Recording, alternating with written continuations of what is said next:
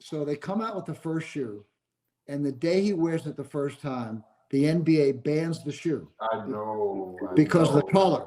So Strasser calls up like a nervous wreck, and he says, "God damn it, you made me sign this guy," and the league banned his shoes. I said, "God, that's great." That's the best thing that could happen. Yeah. He said, "Why is it great?" I said, "We're going to do a Banned in Boston commercial." He said, "What the hell does that mean?"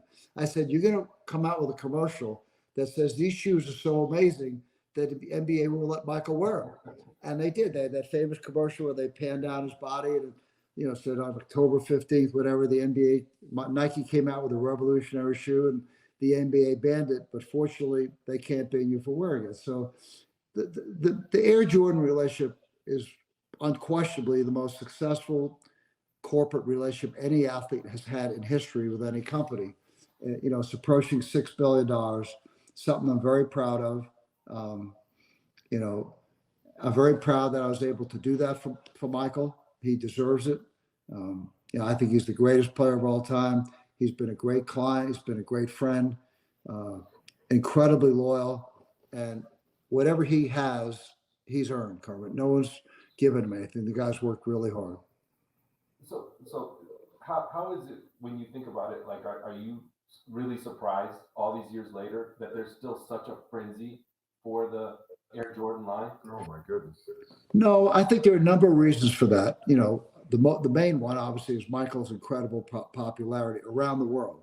The second one is, and I hope Phil Knight listens to this, Carmen, because Phil is an incredibly successful man, and my job was to be the brand manager for Michael.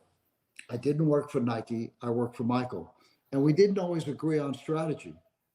And obviously, he was never going to get mad at Michael, so he always got mad at me. But that's your job. And one of the things that I was frustrated about when the shoe really started to take off was that they weren't making more pairs. And Phil said to me, "David, look, we're going to restrict the production to make this last a long time." And I bumped into Phil at a dinner honoring Coach K in New York about 5 years ago.